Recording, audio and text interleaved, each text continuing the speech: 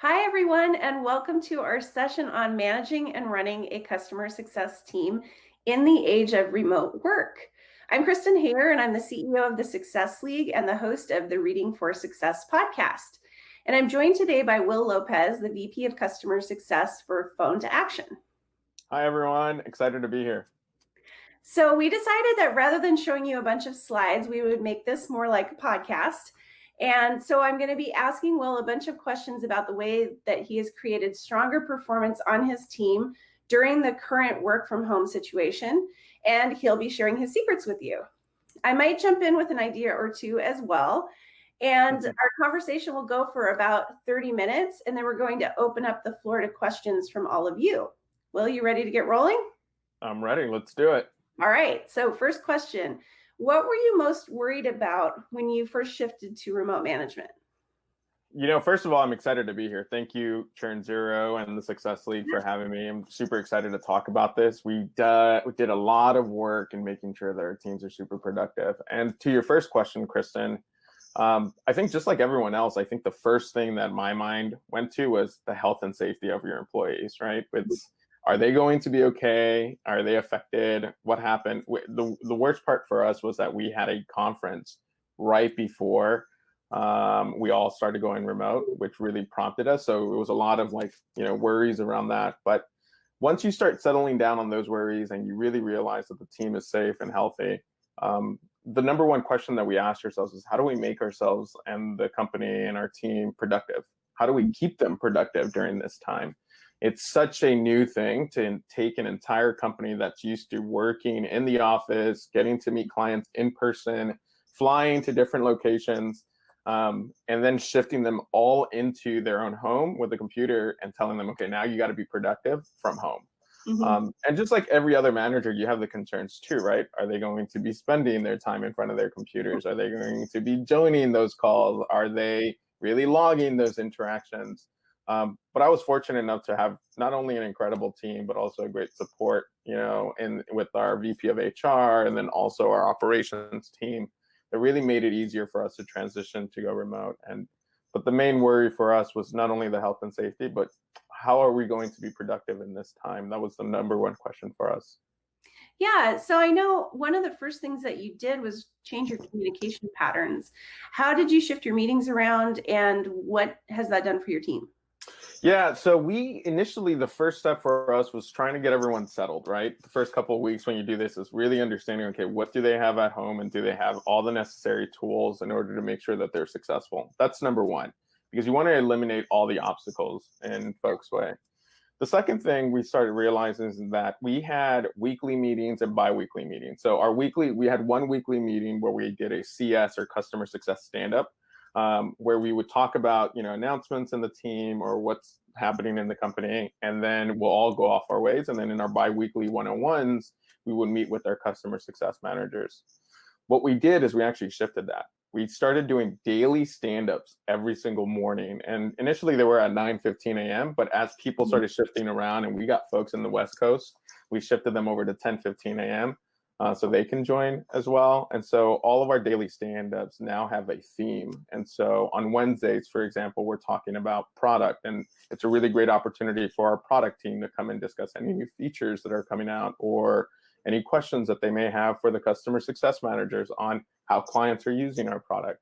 And then on our one-on-ones, we shifted them from bi-weekly to weekly. We really wanted to make sure that we were there for our customer success managers. And I think the main benefit of that was really helping us answer questions a lot quicker as they came in, especially as clients were coming with them with a lot of different types of questions that we weren't used to answering. Yeah. It was great to have those weekly sessions to do that. As a company, though, we actually ended up doing all staff meetings every single Friday, which before we did them bi-weekly. And then we started shifting. We have something called Action Stat, where a single department goes up every single week or every other 3 weeks and talks about their department. And so we started doing that regularly as well. So that really helped us out, with understanding what's happening in the company, but then also what's happening with our clients and then what's happening with our department as a whole. So it's extremely beneficial to kind of shift your meetings around during that time. That's great. You mentioned being concerned about the performance of individuals on your team. How have you shifted your conversation in one-on-one meetings with your team members to drive stronger performance? Yeah, I think the cadence by which you communicate and the repetitiveness of what you're communicating is super important. And so if your customer success managers or your teammates know that you're going to come in there with the same three questions every single time. Mhm. What's your forecast? Who's renewing? Any issues or roadblocks or obstacles that you're facing? They come prepared with wanting to answer those questions every single week. And so we got very, I like to say, we became very military about that, right? We wanted to start asking folks around that. The second thing we ended up doing is not only did we change the way that we were asking our questions, but we started focusing more on their sort of like mental health and like encouraging them to actually take a step away from the computer. I think it's no surprise here for any customer success manager or customer success leader that you are in front of your computer probably 24/7. If you're not on a Zoom call, you're doing something for your client. And so it can be very tiring after a while. And so I Mhm. coined this term zoomed out, like you get zoomed out or like burned out, for example. And within our team. And that's really important to understand in those one-on-ones. Is your team member becoming zoomed out? And if they are, encourage them to take a step away and then come back and actually be more productive as well. Yeah, I mean, I think that's true even when you're all in the same office. You can get a little frustrated with customer situations, or, you can be tired of doing the same repetitive tasks even when you're at work. And so I think that's great advice all the time. It's just take a break, take a step away from your desk here and there, and I, really help your day. I agree. Yeah. I mean, even the teammates themselves, I started seeing something a little bit interesting. So before, when you're in the office, you'll go grab a coffee with your team member, right? Right. And so everyone will go to lunch together or you name it. I think in the age of COVID and working remote, people started doing these virtual coffees or these virtual happy hours, right? And it was just a small, intimate group of people or even just catching up, but they wouldn't use Zoom. They would just call them directly. Oh, And nice. so I started noticing that from team members, which was like, okay, they're picking up the phone, they're talking to other people, they're checking in on how they're doing. So it's great to have a culture that kind of encourages that type of activity as well amongst the team members, not just manager to employee. Yeah, I think that's great. How have you tackled difficult conversations differently during COVID-19? I know a lot of Yeah. companies are having to have tough conversations with their clients around things like payments and churn. How has being remote impacted those kinds of conversations for you and for your team? Number one thing, we don't have a silver bullet, but I think the best thing that we did was turn on our cameras. It makes it a lot easier for Mhm. you to have those one-on-one interactions. And you may be looking at your camera or looking down on the screen, but they know that you're looking at them either way. And I think that's number one. I think that really helped us out with a lot of these difficult conversations. The second thing that we actually did, which was like really awesome, and I'm lucky to have a great number two on my team, the director of customer success, like we agreed that KPIs are super important. You want to hit your executive business reviews. You want to make sure that you have value added touch points. You want to talk about goals.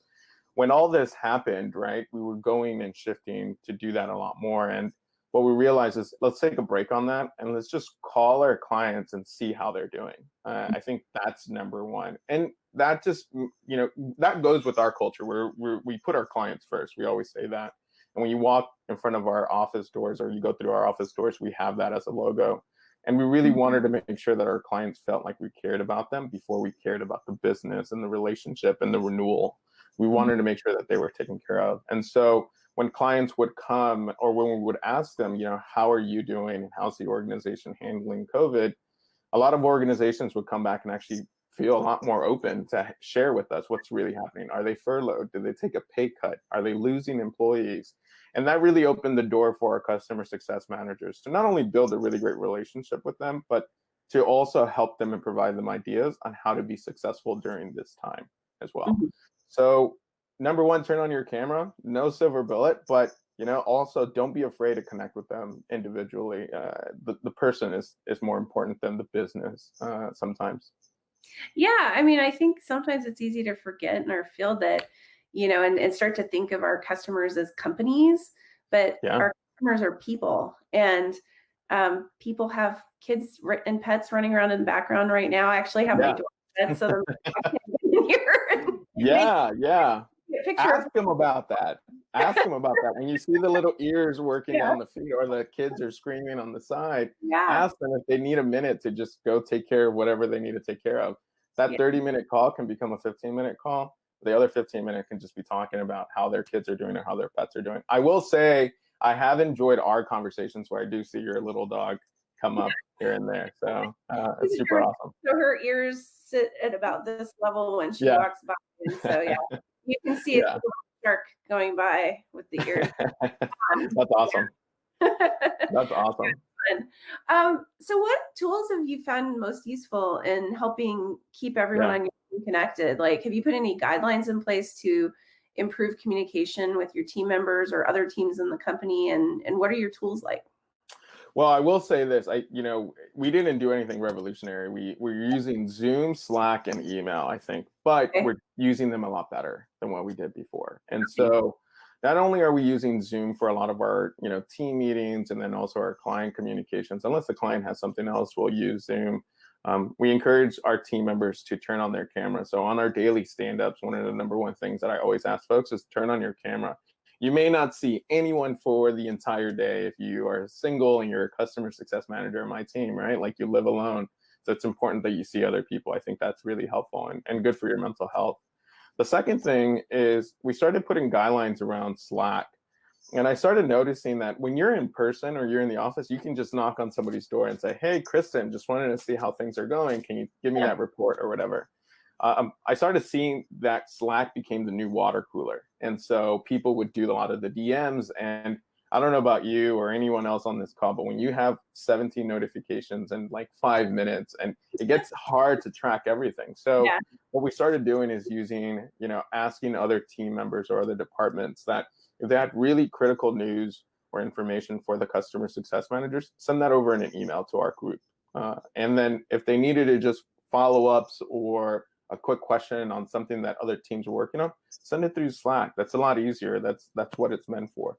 But then that way we knew where the conversations live and we knew what to track as well. And then with email, I have a 50 email rule. So I don't have a planner or anything, but my email is my organization. And so I know a lot of the team members adopted that as well. So they're trying to not get inbox 0, they're trying to get inbox 50, which is, okay, I got 50 things I'm focused on. Let me focus on those things. And then for this week, and then I can continue on for the next week itself. So my little secret for that, if you want to, because I do something similar, although I do shoot for inbox 0 every night, just so I can sleep.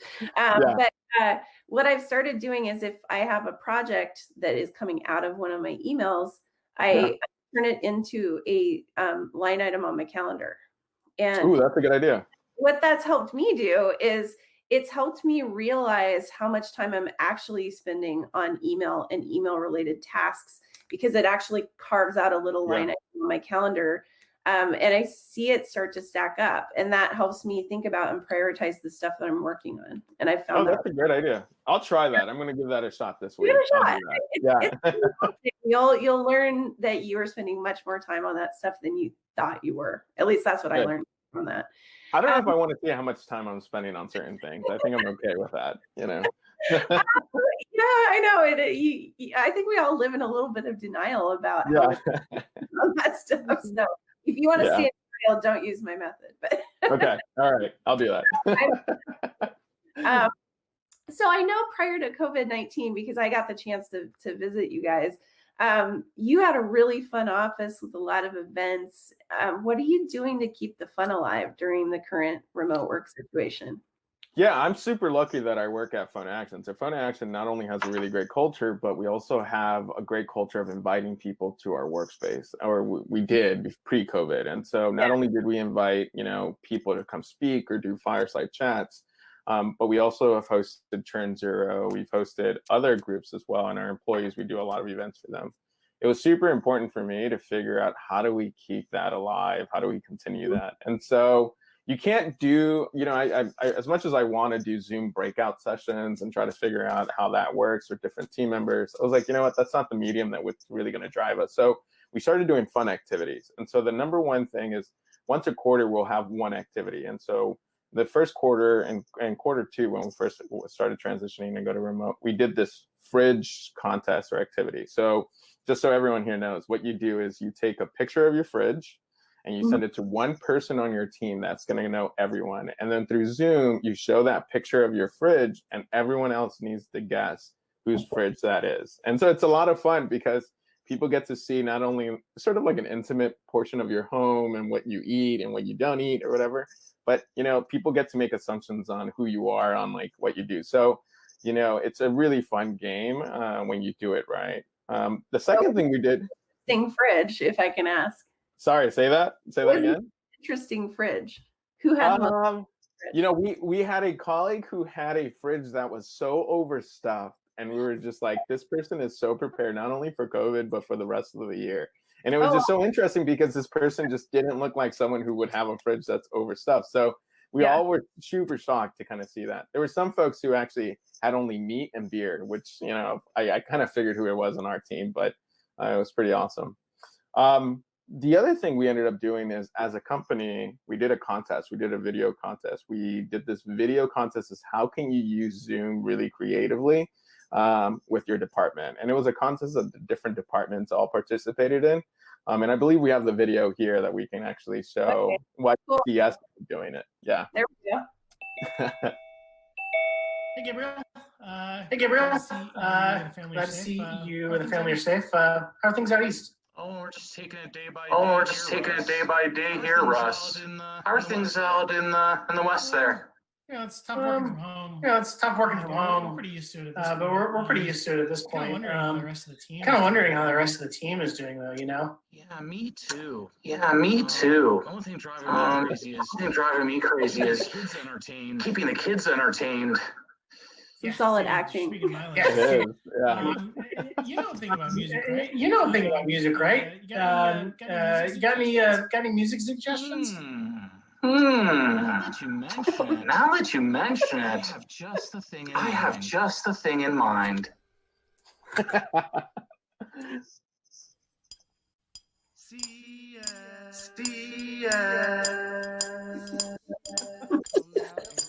Come out and play. You know we gotta do a remix, right? Popping bottles in the ice, like a blizzard. When we drink, we do it right. Getting slizzard, sipping scissor, ride like 3-6. Now I'm feeling so fly, like a G6, like a G6, like a G6. Now I'm feeling so fly, like a G6, like a G6, like a G6. Now I'm feeling so fly, like a G6. Give me that mo. Uh-oh, I think it cut off. Okay. Well, I think everybody gets the idea. Yeah.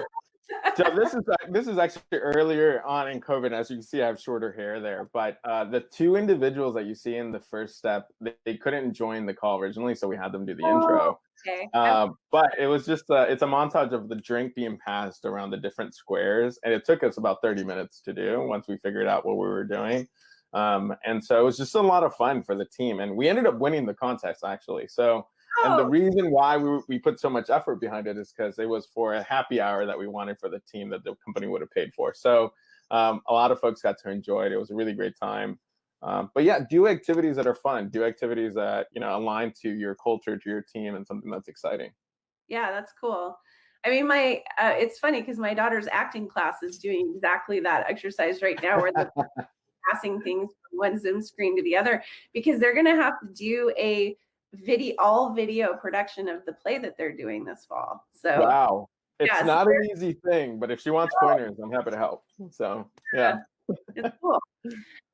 So what are some of the positive and negative results that you've seen from your remote team? You know, I think the negative results are just, you know, not that we've had a challenge, but we can always do a lot more, is onboarding new clients. I think that's been extremely tough. And if other folks have tips for that, please shoot me a note. I'd love to hear what you're doing to get people to onboard. But, you know, normally in our onboarding experience, you have, and this is employee onboarding, this isn't client onboarding.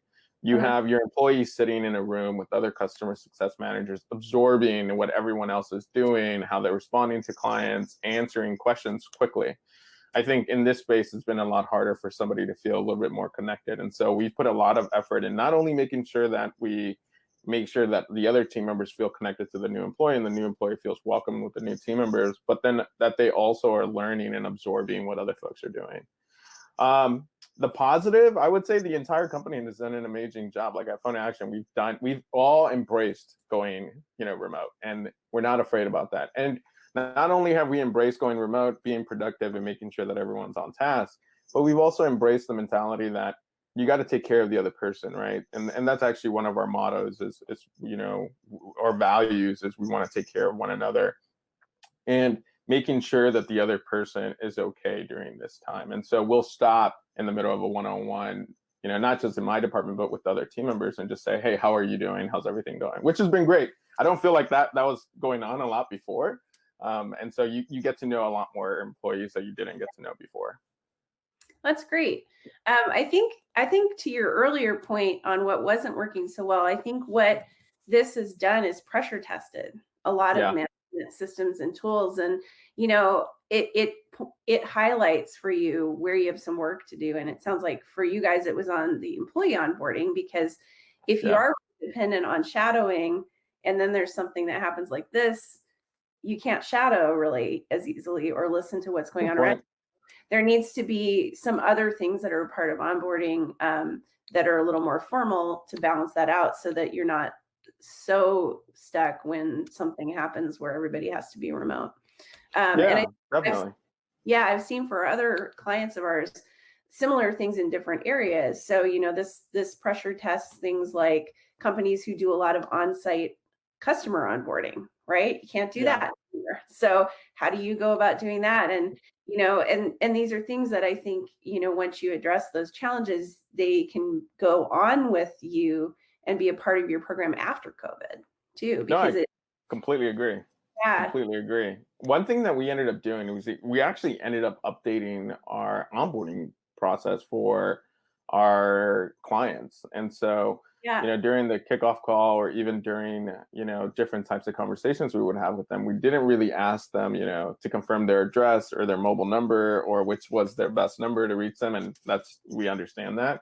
We kind of expected our customer success managers to do that. But now during the onboarding experience, because we send out swag when a client onboards with us, we're asking them, what's the best address to send you something? What's the best contact number to reach you at? And we're adding all of that information, so that way our customer success managers have the information on hand. So whenever they need to reach that client or that person at the client's organization, we have that contact information already, which has been great. And I think for the employee onboarding, one thing we started doing is that we created an onboarding Slack, which was awesome. And then not only did we create an onboarding Slack, but we have a cadence that we follow now for every single position. And what in 30 days, 60 days, and 90 days do we want that person to get out of? And so it requires a certain of autonomy for the employee to kind of go out and learn some things and do some things. But it also requires us to teach them and train them in more of a cadence that makes sense as well. So you're completely right. That does work well, and it does pressure test a lot of the things that you're doing now. Yeah. So what is the biggest piece of advice you have for other managers who are struggling to lead their teams during a time like this? Don't be too hard on yourself. I mean, this is all brand new for a lot of folks, and I wish I can sit here and say, hey, make sure you do X, Y, and Z. But the reality is whatever culture and team environment that you had pre-COVID, and it feels great and you want to continue it, then do that and try to figure out how to do that with, during COVID and people working remote. Everyone is being flexible. And then like we were talking about earlier, your dog is going to come into the video. Your kids are going to scream. My dog at 12 o'clock every single day without fail barks at the postman like it's a stranger and he knows them. And so you got to just accept the flexibilities of other people as well. Don't be too hard on yourself on managing the team either. I mean, certain teammates and other team members may require less interaction because, you've trained them really well and you don't need to do weekly, one-on-ones with them, or they probably require more one-on-ones. Just ask yourself and be very, I like to say vulnerable with your employees and ask them, what do they need during this time and how can you best support them and everything. So like I said, don't be too hard on yourself. There's no magic bullet for this stuff. It's all brand new for all of us. Yeah. I think one thing that I think companies can help with in this time is just setup and gear. Yeah. Boom. You know, I mean, I can tell you guys are seeing the pretty red background of my office right now. There are piles of things on the floor so that there's my phone here because I'm watching our time right now. I've got a script in front of me. So if you see me looking up, it's because I'm looking at my script. And Yeah. my desk position so that I get sunlight so that my face isn't all in the dark while I'm doing this. And those are all things that, you know, now that we're all basically filming ourselves in our home office, Yeah. Yeah, exactly. there's some gear that can help with this kind of thing, like dual screen That's a really good point. and Yeah. you know, ring lights or some sort of light for, you know, the people that are sitting in a closet or a That's a good point. dining room table that doesn't have any light or anything like that. You know, I think companies can start thinking about how to help people make this a great experience and to be less zoomed out because you have your setup and it's nice, you know. And That's a good point. Yeah. You know, I will say that I did commandeer my wife's office downstairs where like she has a coffee maker, she has the snacks and everything. And it's been incredible to kind of work with her because I see how organized she is. And I've always considered myself a floater. Even when we were in the office, I'll sit on one couch or the other. I think just recognize whatever is most comfortable to you. And, you know, I think you're right. That's, you know, at Phone to Action, what we did is we actually provided a $200 stipend to all of our employees in order to kind of get their home set up. So, that's cool. you know, I think if I were to back up a little bit, the other advice I would give folks would be remove obstacles for people to be successful, right? Yeah. Especially at home. So that's something that you can help out with. I think that's great. Well, Will, thanks so much for your candid thoughts and ideas. I'm sure the audience found your suggestions really helpful. And so with that, I'd like to open it up to our audience for questions for you and I. Perfect. Well, thank you, Kristen, for having me. It was a great conversation, and Churn Zero for hosting us. So this is great. And any questions, I'm more than happy to answer.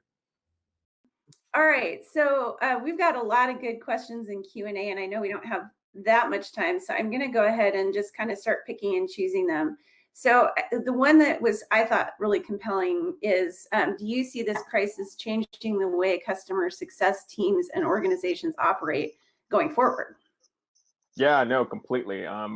First of all, I think we've seen so many great questions, and this is such an amazing one. We're in the middle of actually planning out for the remainder of 2020 and actually 2021. And so one of the things that we're doing is we're weighing and considering, do we have half team remote? Do we have half team on site? Do we do fully remote? What do we do during these instances? And I think overall in this industry, one thing that's come to light is that you don't necessarily need to be in an office to be productive or do the work that you need to do. I mean, most of us, for the most part, our customers outside of where we're located. We don't have to do a lot of like the on-site type of work. And if your organization does, then you can travel for that. But I think we're really seeing that the trend is probably going to be more remote work. The other thing that I've seen too is that we have an open customer success manager position, and we're getting folks applying from different states and different locations, which is awesome because your talent pool now has opened up considerably. And if you can manage this and your team remotely,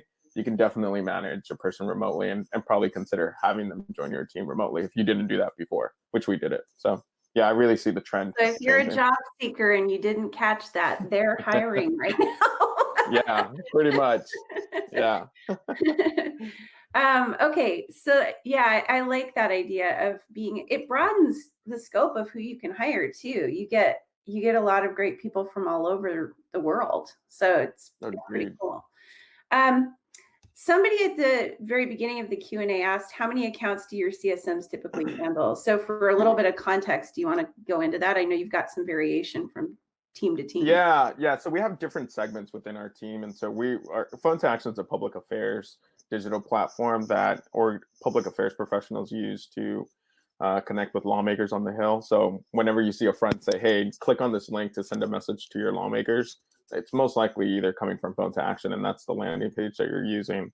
For the most part, our customer success managers range in segment. We've divided into three ways, right? We have an ARR component to the way that we divide our clients, but then the other way is a market segment. So we have nonprofits, trade associations, and corporate corporate organizations. And for the most part, it ranges anywhere between 50 to 80 accounts that they're working with a book of business of, over $1.6 million. I mean, that's really where they're at. The good thing about this is that they have a support team that can really help them drive the engagement that they need in order to manage their accounts. Yeah. Okay. Question from Marcus. What is your one-on-one cadence with your CS director, and how long are those meetings? I wish I can say that my cadence is weekly or bi-weekly or even just like, monthly or whatever, but I talk to her every single day. So, I probably call her twice a day. We are on the phone, we're tag teaming, we're working together. Like I said, I'm very fortunate that my number two, we've worked together for the past 4 years, and we really have like a good sync and rhythm with each other. And if you don't know, her name is Stephanie Baum. She's amazing. But we in the cadence, we have a regular cadence. So we do a couple things. So one, we have a bi-weekly check-in that's more formal to see how she's doing managing the team. And then her and I also have, cross-departmental meetings with other leaders. So for example, we have a bi-weekly call with the head of sales and also the directors of the sales enablement team and the sales team. And then just amongst ourselves, at the end of every quarter, we do a half day where we review what went well, what didn't go well in Q2, for example, or in Q3, and then what our plan is for Q4 and how we're going to attack our KPIs and our goals, and how do we, incentivize the right activities that we want from our team. So that's our dedicated cadence, but I talk to her every day. I'm texting her right now. So yeah. That's great. I think the next one I want to hit on is, do you have any strategies, and I'll weigh in on this one too, for coaching a team member who's struggling in a virtual setting, specifically surrounding time management? I'll let you take that one first, Kristen. Okay. That's good. I've got a suggestion. So one thing that's true is that if you have something on your calendar, you're more likely to do it. And where I've been seeing a lot of CS teams kind of struggle right now with working from home is really on the proactive work side of things. It's really easy to make everything reactive, right? Because you've got emails coming at you, you might have support tickets or other kinds of tickets coming at you. That stuff makes sense, and it's easy just to kind of take the time and kind of pound through all that stuff that is coming at you versus carving out time to be really proactive with your clients. So one of the things I think works best is if you can work with your direct report who's struggling to set aside a specific allotment of time, either every day or once a week, to make that proactive time. And by having it calendared and helping your team member protect that time, and maybe working with them to have some tasks that they're specifically going to work on during that time, it can really help them stay focused. And you know that you're at least getting productivity during that time of the day. And it's something you can work with them and coach them actively on. So that's my suggestion. What do you have, Will?